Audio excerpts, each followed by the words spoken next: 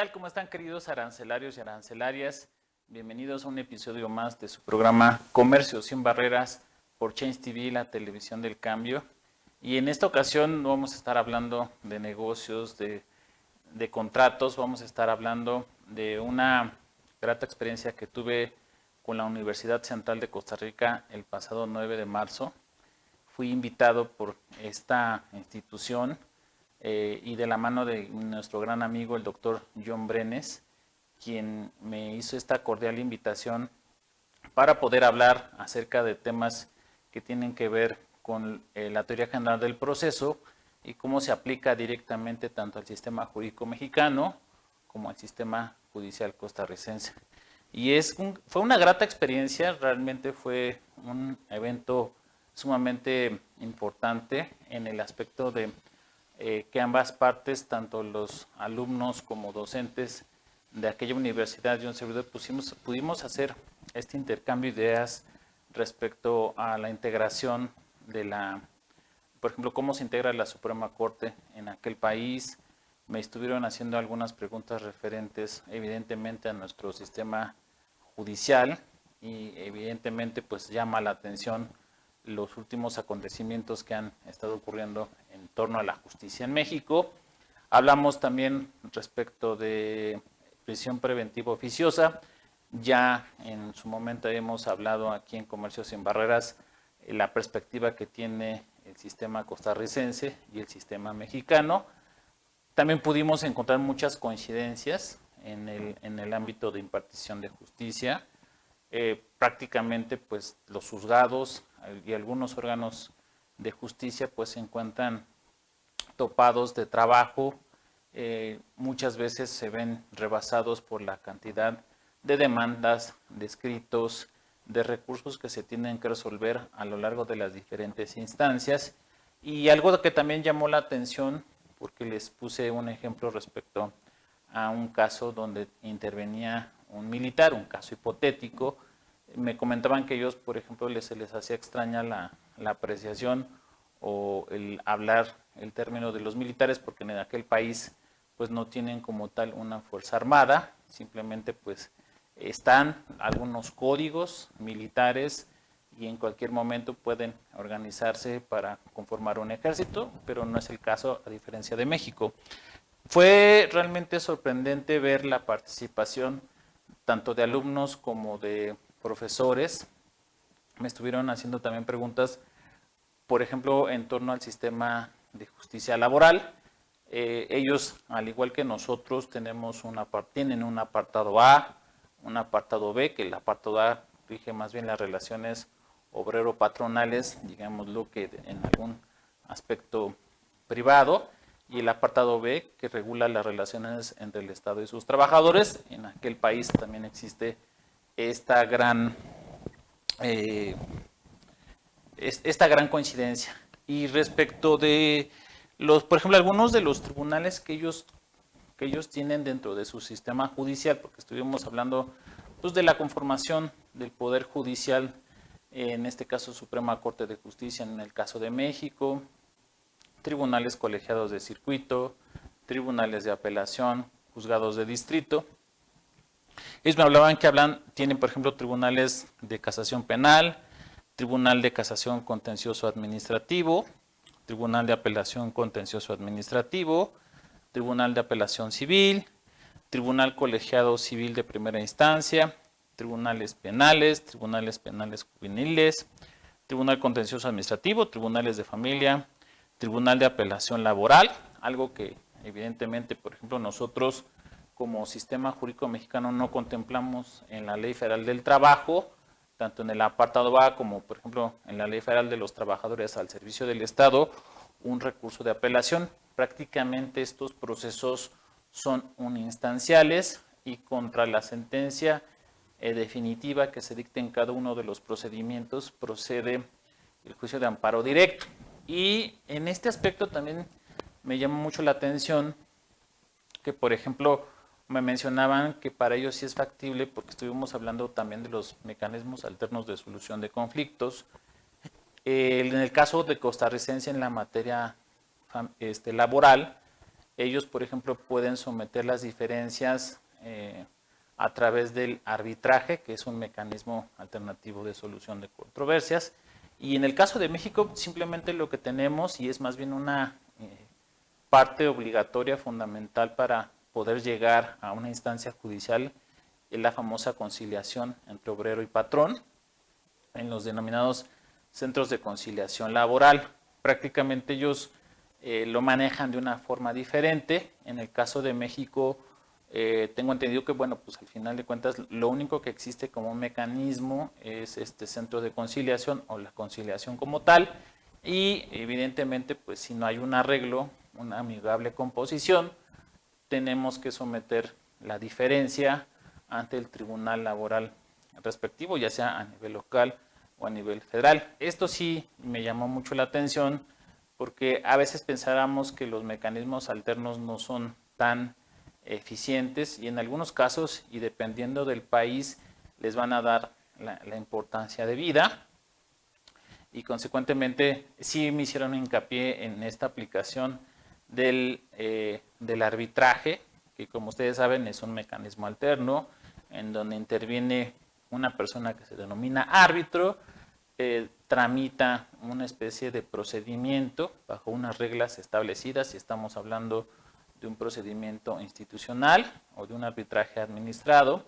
y evidentemente al término de este procedimiento, pues lo que existe es un laudo. Bueno, no tocamos el tema de la justicia agraria, pero también tengo entendido que tienen tribunales agrarios y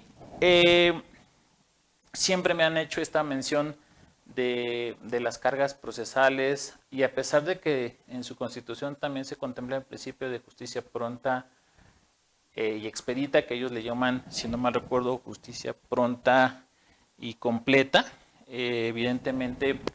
representa para ellos también un reto el tramitar, el sustanciar diversos procedimientos, y consecuentemente pues también, al igual que en México, o sea, no es un hecho notorio que prácticamente cuando uno visita los diferentes órganos jurisdiccionales, tanto a nivel local como a nivel federal, nos encontramos con cargas de trabajo excesivas. Entonces, evidentemente, pues es algo que compartimos. Y hablando también de los mecanismos alternos de solución de conflictos, estuvimos viendo en el caso de nosotros, el sistema judicial mexicano, por ejemplo, hemos estado adoptando la forma de introducir dentro de los diferentes procesos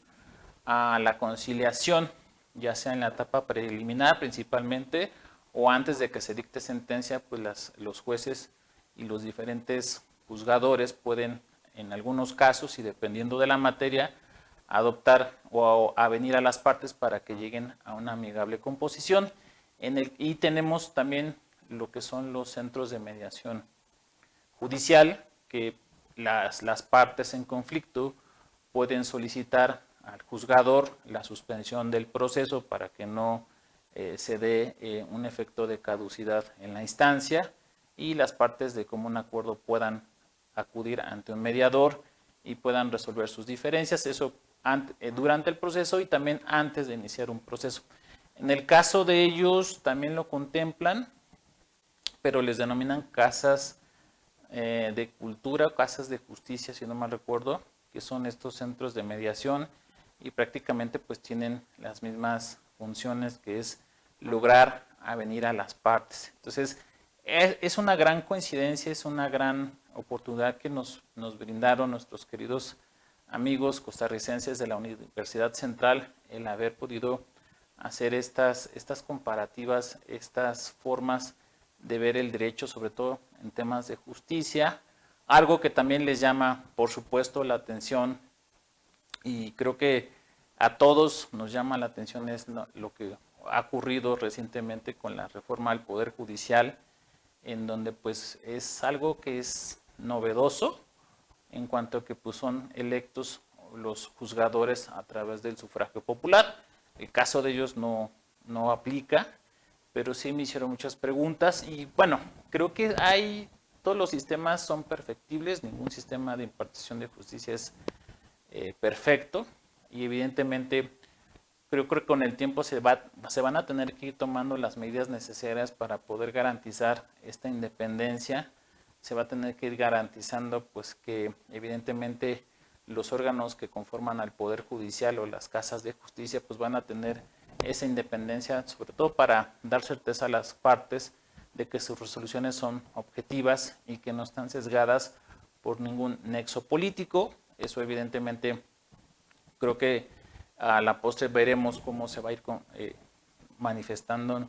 estas resoluciones, tanto de los jueces que han estado tomando cargos, y en algunos casos también hay jueces que han sido electos mediante sufragio en esta pasada elección y que también son de carrera, que pudieron concursar, se pudieron integrar ahora ya como juzgadores, y esto pues creo que es un plus que también hay que ver, creo que podemos hacer esa comparativa entre los jueces que son de carrera y a veces los jueces que no tienen tanta experiencia tengo entendido que han estado desarrollando ciertas habilidades, porque el impartir justicia pues requiere sí de una vocación y también el perfil debe ser muy específico para poder ocupar estos cargos. El caso de Costa Rica pues todavía mantienen como tradicionalmente lo conocemos esta independencia judicial. Ellos no tienen, por ejemplo, el sufragio en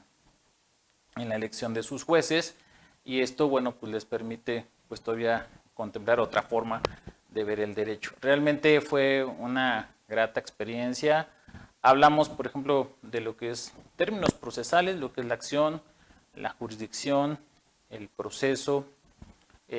También estuvimos comentando respecto de cómo se integraba su Suprema Corte de Justicia y evidentemente, por ejemplo, hay una presidencia en la Suprema Corte, hay un Consejo Superior, están las direcciones del Poder Judicial, hay una Secretaría General de la Corte, administraciones regionales del país, Departamento de Prensa y Comunicación Organizacional, Departamento de Servicios Generales, está una Oficina de Cooperación y Relaciones Internacionales, y está la Comisión Nacional para el Mejoramiento de la Administración de Justicia. Prácticamente, por ejemplo, las sesiones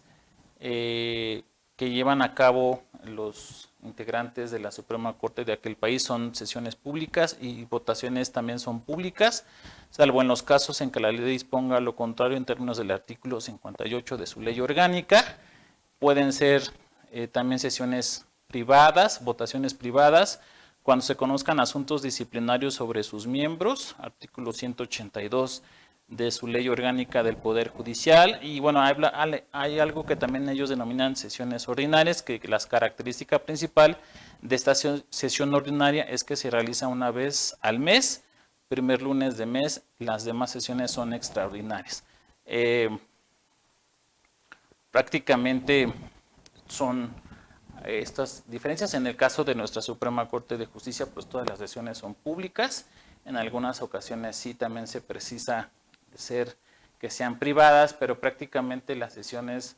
la mayoría de las veces son públicas. Evidentemente, esto con la finalidad de dar transparencia a las resoluciones, a los debates que se van desarrollando en torno a los asuntos que se están resolviendo. Y de hecho, ahora podemos también decir que nuestra Corte también es itinerante, porque van visitando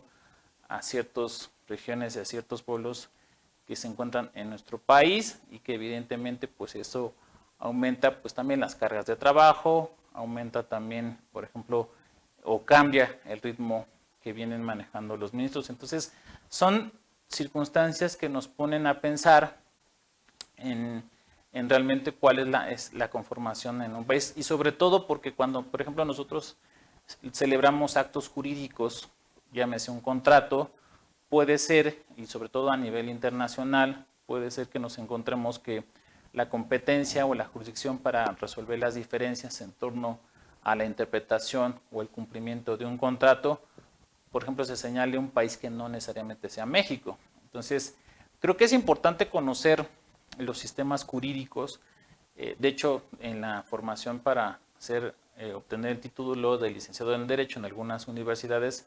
hay una materia que se llama sistemas jurídicos y que prácticamente te da una perspectiva diferente, un panorama internacional para que encontremos las diferencias, las similitudes entre cada uno de los sistemas y sobre todo también porque puede ser que nos encontremos ante situaciones en las que tengamos que estar frente a cortes que no sean las mexicanas necesariamente, sino que sean extranjeras. Y lo primero que tenemos que hacer es buscar estas coincidencias, buscar entender la cultura, entender que lo que manejan, o sea, es un lenguaje común jurídico, pero que cada uno de los países y cada uno de los miembros de la comunidad internacional van adoptando de forma diferente. Evidentemente que esto a veces, por ejemplo, a los abogados nos puede sacar un poco de balance porque no estamos acostumbrados a ciertas reglas, a ciertos procesos, a ciertos términos, siempre y cuando, pues, bueno, cuando nos encontramos fuera de México. Entonces, me ha tocado ver, por ejemplo, en la tramitación de cartas rogatorias, pues que sí, en el caso de México, cuando vienen y se pretende ejecutar una sentencia, al juez, a los jueces que van a ejecutar esa sentencia o que homologan esas sentencias, muchas veces precisan de conocer que si se cumplen con las formalidades de los procedimientos, que si, por ejemplo, también los derechos allá contemplados en aquel procedimiento y que se pretenden ejecutar aquí en México, que tienen una repercusión en México, realmente son derechos que puedan disponer las partes, sobre todo que no se contravenga el orden público. Son situaciones que nosotros como abogados tenemos que ir visualizando, ir entendiendo, comprendiendo cada uno de los sistemas y prácticamente, pues, aunque no, simplemente el conocer, el tener una radiografía de los diferentes sistemas, pues nos ayuda justamente en dar una mejor asesoría, una mejor orientación y sobre todo pues tener estos contactos, estos conocidos. A mí realmente me dejó fascinada esta práctica y de hecho ya casi al término de la sesión pudimos tener y coincidimos todos en que esas prácticas eran necesarias para poder fomentar el estudio del derecho comparado y sobre todo pues que eso también enriquece tanto a la academia como al área docente, porque evidentemente no nos podemos cerrar. Hoy estamos hablando de que vivimos en un mundo globalizado y el cerrar nuestras fronteras pues implica quedarnos atrás. El derecho también debe romper las barreras, debe de traspasar y evidentemente con este tipo de prácticas pues se logra cada vez más. Creo que a futuro estaremos realizando nuevas prácticas, abordando estas temáticas. Creo que esta es la segunda, si hacemos un conteo en Comercio Sin Barreras de lo que ha ocurrido en estos tiempos y sobre todo el mes pasado, pues ya hablamos del sistema judicial, hablamos también de lo que es la prisión preventiva oficiosa desde la perspectiva de Costa Rica, desde la perspectiva de México y consecuentemente creo que esto los va a ir enriqueciendo, los va a ir dotando de nuevas herramientas, de nuevas formas de entender los procesos, de comprender las instituciones jurídicas de cada uno de ellos y evidentemente pues también darles a ustedes esas orientaciones, buscar siempre también ese acercamiento con otros sistemas, con otros abogados. La idea también es de que pues Comercio Sin Barreras se convierta como esa casa de cultura jurídica e internacional para poder llevar y para poder tener estos foros de participación en el que veamos, en el que analicemos quizás también resoluciones de la Corte Interamericana de Derechos Humanos, que es algo muy importante dentro de lo que es la temática de comercio sin barreras, dentro de lo que es la protección de los derechos humanos. Y evidentemente esto nos va a ir dando mayores beneficios, nos van dando mayores resultados, sobre todo para que sea un contenido que ustedes puedan visualizar, que puedan entender y sobre todo que puedan también conocer, tener esas herramientas, esas guías, porque evidentemente quizás no logremos abordar todas las dudas, pero sí ya tener una orientación. Eso creo que es fundamental para ustedes, queridos arancelarios y arancelarias, y evidentemente pues es una grata experiencia, ¿no? La verdad, confío en que podamos seguir haciendo más y más grande esta comunidad. Podemos llegar ahora a Costa Rica, seguramente estaremos llegando a más países, esa es la idea, esa es la intención, y creo que desde que se fundó, se originó o empezamos con Comercio sin Barreras, esa fue la tendencia, la temática de no nada más quedarnos en México, sino también romper las fronteras y llegar más allá. Creo que con ustedes, creo que la participación de cada invitado, de cada uno de ustedes es importante para poder cumplir nuestro objetivo y sobre todo que ustedes también tengan ese contenido de calidad, que tengan ese contenido que realmente corresponda en algunas ocasiones a esas necesidades y también para los que están quizás estudiando esta bonita carrera, esta bonita profesión, pues tengan al menos elementos para poder generar un debate sano, un debate intelectual en torno a los sistemas. Creo que, repito, a futuro estaremos hablando más respecto de los sistemas comparados. De hecho, la idea con el doctor John Brenes es esa, hacer estas alianzas estratégicas para poder fomentar este tipo de programas. No les extrañe que a futuro tengamos un foro internacional hablando respecto de ciertos tópicos, de ciertos temas interesantes que impactan a los sistemas de impartición de justicia y consecuentemente pues esto va a ir aumentando nuestra comunidad, les va a ir ayudando también a ustedes a tener certeza en que a lo mejor si se encuentran en un país diferente a México, pues van a poder también contar con esas ayudas, con esas asesorías, con esas, sin estar como tan cerrados en esas posibilidades que se pueden abrir teniendo pues la asesoría correcta, las personas correctas y sobre todo el conocer los sistemas. Pues eso era lo que yo quería comentarles, queridos arancelarios. Gracias por este episodio, gracias por seguirnos en nuestras redes y nos vemos en un próximo capítulo. Hasta la próxima.